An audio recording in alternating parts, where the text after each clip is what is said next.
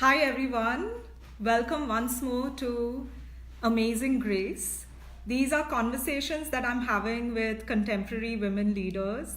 They're amazing, they're from different parts of the world. And I have the privilege of meeting them, and I wanted to bring their stories to you. So please do leave your thoughts in the comment section. If you have any questions, do let us know.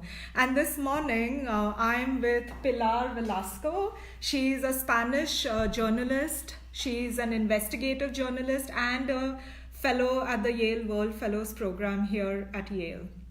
So good morning and Good morning. Good evening and happy Diwali to all our Indian audiences. Diwali is a big festival in India, equivalent to Christmas. Oh. It's the festival of lights. Yeah. So good evening, everybody. Good morning here. I hope you're enjoying your festival. It's not breaking time here yet. Yeah. So Pilar, would you like to tell us a little bit about yourself and where you're from? Yes, I'm a journalist. I'm an investigative journalist. I live in Madrid, Spain. I'm Spanish. And I started working in journalism, investigative journalism in 2004, 2003. And I've been keeping working in those kind of issues like corruption issues, social issues, and political stories too, mostly in Spain. I was living here in the United States with my family. I studied here in high school, but I moved to Spain because I thought it was the country where I wanted to develop myself as a journalist. But during these years, even reporting from Spain, all those kind of reportings has been spreading to Europe and Latin America and another continents too, not India yet. Great. We welcome you to India at some point. Yes, I think Spain and India are very similar countries. I love Spain and I love the food over there as well. I have to go. Yeah, you have to come. And tell us 3 adjectives that describe you. Perseverance, integrity, and empathetic. What's the last one? Empathetic. Oh, empathetic. Empathetic, yeah. Perseverance, integrity, yes, and empathy. Yes. Yeah, I think I would agree with you. And it's kind of difficult to put yourself adjectives, but I mean, I think those ones describe myself, and also I think those ones are good ones to work on it and to keep maintaining in those like perseverance, integrity, and empathy. Because if you're a journalist, this is about people, this is about communities, this is about citizenship. So I think you have to try to be perseverance, empathetic. But you're not just a journalist, right? You're an investigative journalist. So can you share with our viewers what does that mean and what have you been working on in the last few years? In the last few years, I started to work in those kind of stories in 2005. Let me put some context. If I'm getting so extensive, you just tell me, or you, through the comments. When I started, Spain was doing really good. We were one of the 8 richest economy in the world. We were part of the G8. But I was detecting those kind of circumstances where corruption cases could grow. And so I started to working on those cases in 2 ways. In a local way and in a global way. When you were working investigative stories, you have to work with communities. You have to investigate the local impact of those kind of issues. And of course, you have to try to reach those stories in a global way, because corruption the money always flows out of the country where you're working on, because corruptions or wrongdoings try to hide those kind of proofs. So I started working on those cases in 2005, in their consequences, in their impacts. So at the beginning it was like only local, well, not only local cases, we were reporting so many local cases. And in 2005, 6 years later, before the crisis hits Spain and Europe and United States, those kind of local cases, it was as we expected. Those kind of local cases were affecting the global economy of Spain, and also the cultural. It was hitting so much the culture of Spain. I mean, when you have so many corruption cases, it make a big impact in the culture, which for me is one of the warnings to work on those cases, because it affects to poverty, to law, to democracy, to the quality of institutions, but also to the culture. And when it goes, those kind of corruption cases goes through the cultural. That's the hardest thing for me, because it's when, what can you do? If it affects the integrity of your entire value system of a country. Yes, true. Perfect, describe it. So that's how I get so engaged with those kind of cases. And also because when you work in investigative stories, it's like it gives you a chance to get deeper on social patterns, on social problems, try to understand it and develop them, and hopefully make a change. Only unveiling things, putting things up to the light, is when you can work on those issues.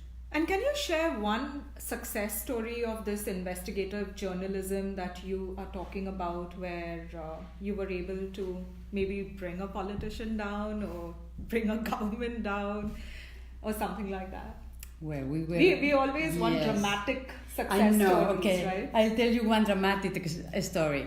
I start working in a case in 2009. I was still young by then, and it was affecting to the former governor of Madrid.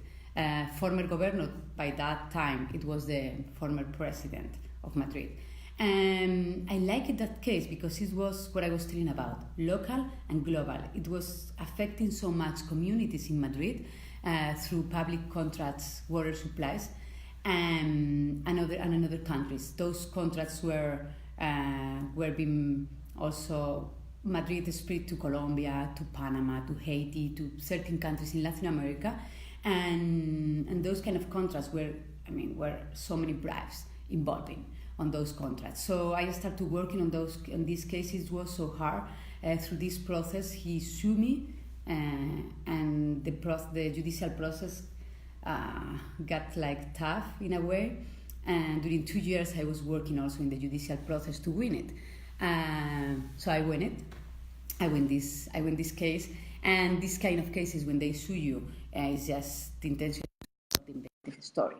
But I win thanks to the support of the communities. Well, thanks that the reporting was like perfectly done. I mean, all the proofs were on the table. But the communities were helping and supporting myself when these kind of cases were like putting me on the court, and also checking that for Reporters Without Frontiers. I mean, it's so important to have these networks, because you're going to need it at the end. So I had this support, and I win the case. And finally, 1 year ago, the National Court in Spain opened a legal investigation with those proofs that we were reporting through so many years, and he got in jail.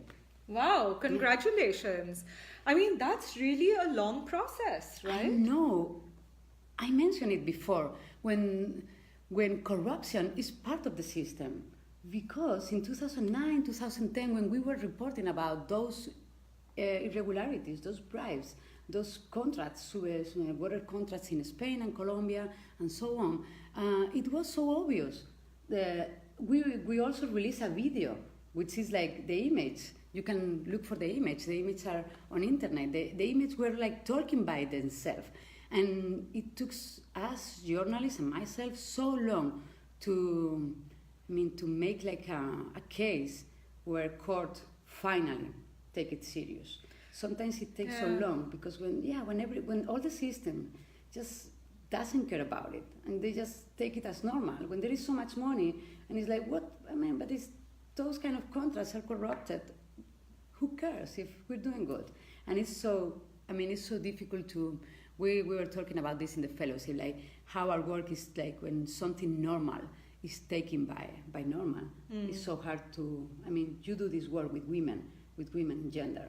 We have to underline when something is an abuse, is irregular, and people is taking this like a normal situation. Well, thank you so much, because the media is truly the fourth pillar of democracy, but we tend to forget that. And it's journalists like you who put their lives at risk to, tackle, corrupt politicians, expose inequalities in the system, highlight issues that probably other people think is normal and are okay to go on with the status quo. So Eliani had a question, and Eliani was one of our guests a couple of weeks back. She had a question, what are the challenges? I can imagine there are many challenges. So what are the challenges that you face doing this work? Oh, the challenges is like time, resources, and to succeed with those kind of issues. Because once you start working on those kind of issues, sometimes I make fun of it. You look like crazy. You go to your editor-in-chief and you said, I want to investigate this politician, this kind of underground story, and they're like, really, I don't see there is anything there. So this is a challenge to combine, to make a case, and to collect all the evidence, because all of those kind of reports, you're going to be denounced and sued by the affecting people, because they just they have the public money to defend themselves, so it's so useful to get sued, it's not a big deal. But you have to collect all those evidence to release the case, to give the audience, for me a challenge, well, I just think about the best challenge for me, is to make understandable, the complex story of it. We don't work with isolated cases. We choose those kind of cases because it affects to a whole system that has to be changed, because Elsa just mentioned, because of inequality, poverty, corruption in institutions. So to define those cases like a whole case is a challenge. And the other thing is just working, is just collecting documents, testimonies, evidence, explain the complex case, and try to explain to the audience why that matters. And when it comes to cases like this, investigative journalism, where you for years are collecting all kinds of evidence to prove that a politician or a government is corrupt, how do you protect yourself, and how do you protect your sources? Do you fear for your life? Do you what are the strategies you use to just make sure that you're safe and nothing happens to you? Spain is a safe country. Journalists are safe, physically safe. I mentioned we got so many shoes. But that's not something to take for granted, because yes. Recently we had a couple of journalists, at least who I know of, yes. who were killed. One in Bulgaria, I think, and exactly. one who went to Istanbul and was three journalists. I was just framing like Spain is a safe country, but two things. 3 journalists has been killed in Europe this year. The Bulgarian journalist, just 2 months ago. She was working on corruption, right? Yes, he was working on corruption. Another journalist, he was so young, 20 years old. He was killed. He got killed a few months ago, and he was working on corruption too. And Khashoggi has been killed in European territory. Yes, we don't have to take it for granted. When I was young, I was working really not taking precautions for myself, but always precautions for the sources. The sources are always in danger, and we have to be so careful of them. It's like we can take the risks. We can take the risk, it's our job, but we have to be 100% sure that the sources are so well protected, and don't take it for granted. Because those kind of cases, sometimes you're working on them and you don't know how big are those cases. So you don't even know what kind of dangers can you be exposed, or can you expose to your sources too. So I think in this globalized world that we live in, because the dangers are getting high, we have to be so care about that and protect protect the identity of the sources, make a safe ground, and as I always say, strong networks. When you have a strong network with colleagues all around the world, they can protect you when you cannot keep going with your investigations. Our colleagues from Mexico, for instance, know so well how to do it, because Mexico is one of the dangerous countries for journalists. More of a dozen journalist has been killed only in 2018. So it's like we have to learn about to share also the information. I know that journalists will love to, I mean, it's our job. We like to sign our information, but if you have to stop signing and you have to give it to a colleague to reduce the pressure. But what is the important thing here? To put the case up to the light. So make strategies in journalism and in everything that is affecting corruption or is affecting something which is exposing a wrongdoing situation.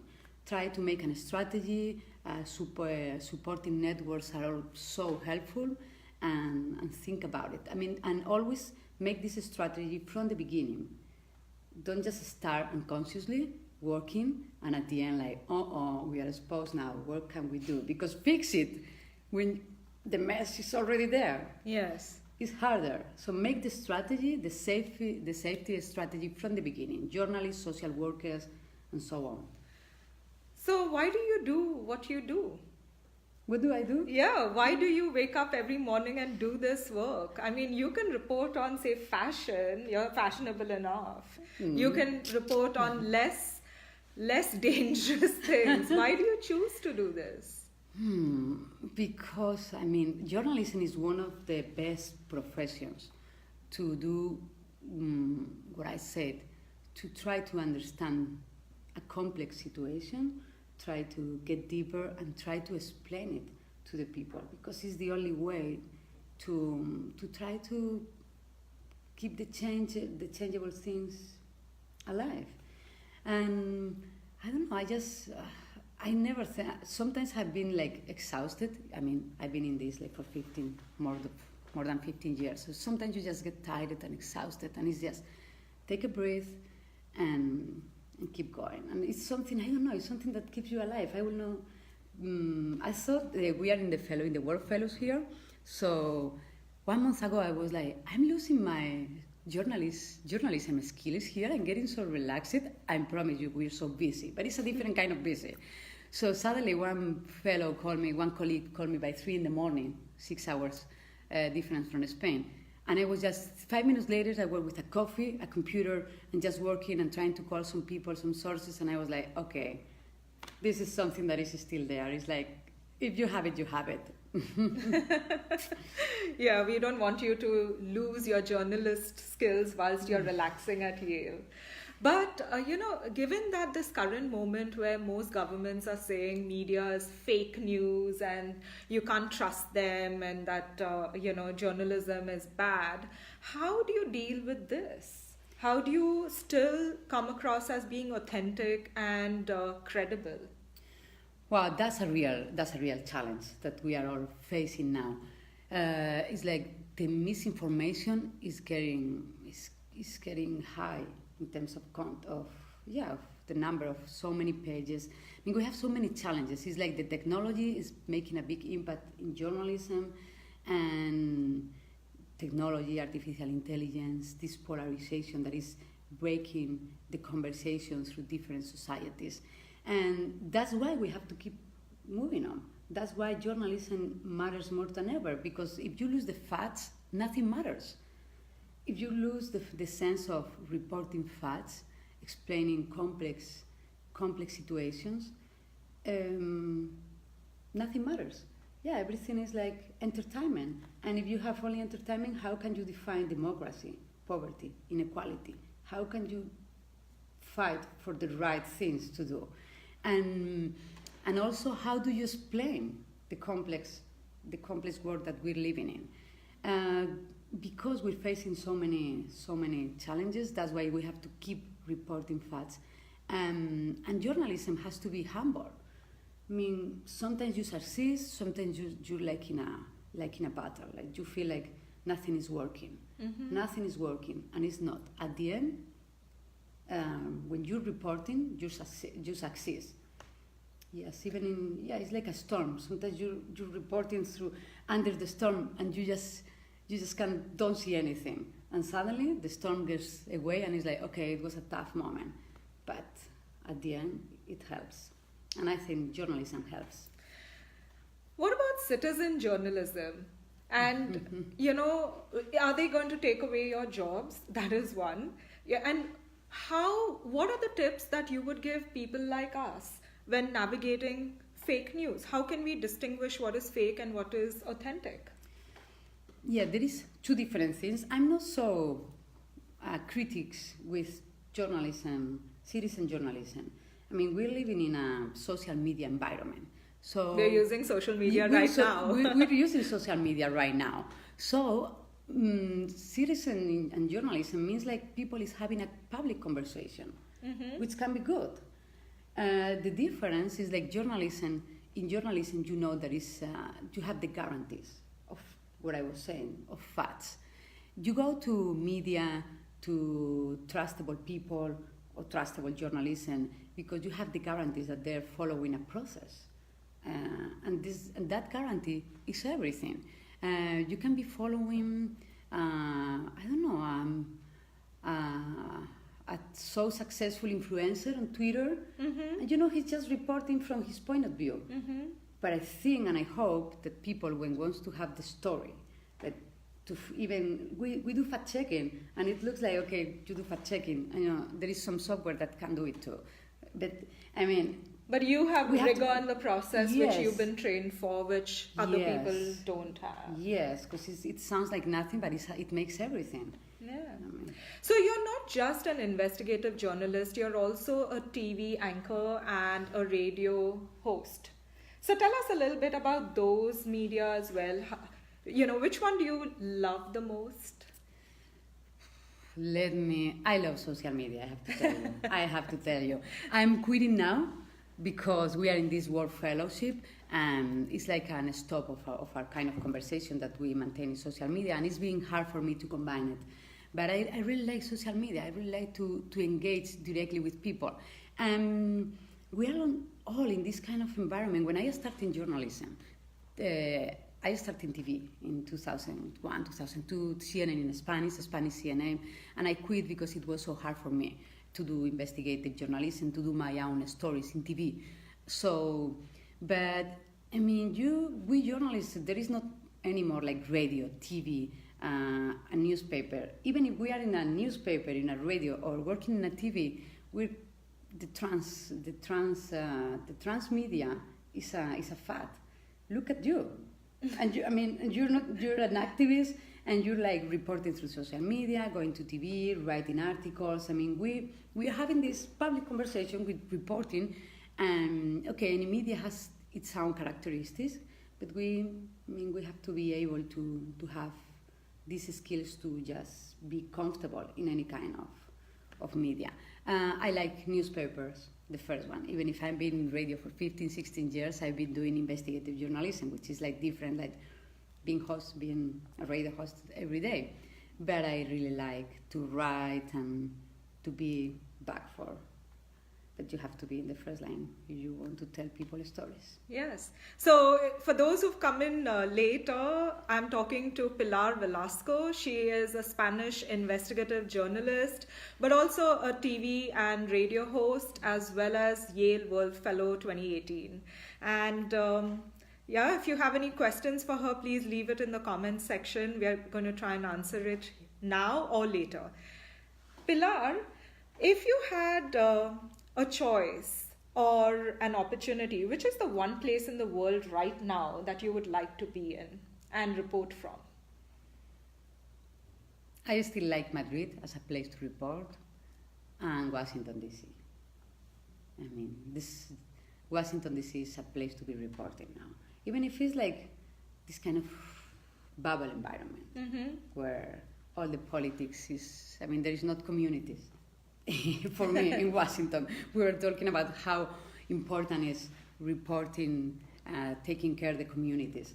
I don't see communities there. I just see journalists, politicians. Everything is so concentrated.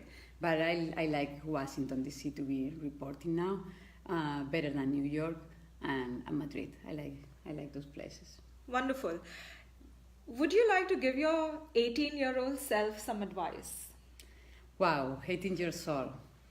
That's a good age to be 18 years old, because it looks like you're young, but when you're 18 years old, you don't feel so young, even if you are.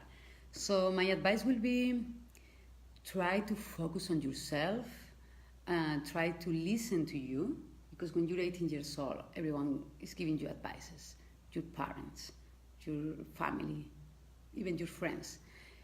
Try to focus on yourself, on what it makes you feel good, where are you good at it, and work on it. Try to work on what you think is going to be your place.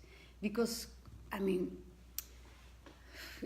the best thing in the world is to be able to work in what do you like. And we invest so many hours of our lives working, much more than with family and friends. So, yes, even if it's a profession that looks hard for you, just go for it. Because I think only is able to be successful in the things that you think you trust. And with 18 years old, you have something so good that you kind of lose with the time, or it's harder to work on it. And it's like you're so authentic. And you can think about what do you like and how to make a good impact. You're like idealistic too. Mm-hmm. So keep being idealistic and focus on what do you want. Because with 18 years old, everything is possible. Like everything. Everything is possible when you're 18 years old, but don't get overwhelmed. Yes. Yes, please. And my last question is, we are here as Yale World Fellows. It is a mid-career program for professionals to take a pause in their personal and professional life and regroup or reflect on how to, launch your next initiative or scale your current initiative, whatever you choose to do. So what is it like for you being at Yale, and what does the Yale World Fellows program mean to you? I didn't expect that it was going to be so good. I was going to say intense, but it's not the word, it's good. It's like the opportunity to be sharing. I mean, we all come from our local, at least me, for our local communities. I'm a journalist living in Spain. It's true that I travel, but I travel working. And I just in these urban bubbles.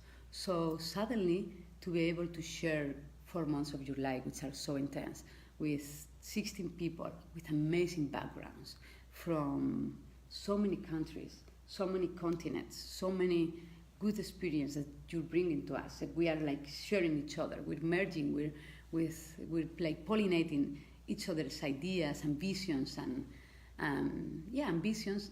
That's the best thing. And the knowledge, because I didn't have time in Spain, like I was just reporting on those kind of issues, which gives you a political, I think a strong political background, but to have the whole picture of the war and the balance dynamics, and I think it's one of the best things. And of course, all of the resources that we have here, to be able to talk to everyone. You know what I really like here? Everyone has time to talk. Everyone, which is impossible for me, was impossible in Madrid. I never have time to give time to others. I mean, it's so hard, and it's so hard to also to get the times from the others. And here it's like everyone is able to have a conversation. Everyone, everyone, and when I say everyone, is like from top to down to top. Look the time to share time with you, which is amazing. It truly is wonderful. So on that note, thank you, Pilar, for sharing your time and your experiences with us. We wish you all the very best. We need more journalists like you. And do follow Amazing Grace. Tomorrow I have Emma Sky, who's the director of the program. She's really an amazing woman. And I hope you will continue to watch all our episodes. So thank you, and thank you, Pilar. Thank you so much. It was great. I was waiting for these moments since a long time ago. Okay, bye, and happy Diwali to all who's watching.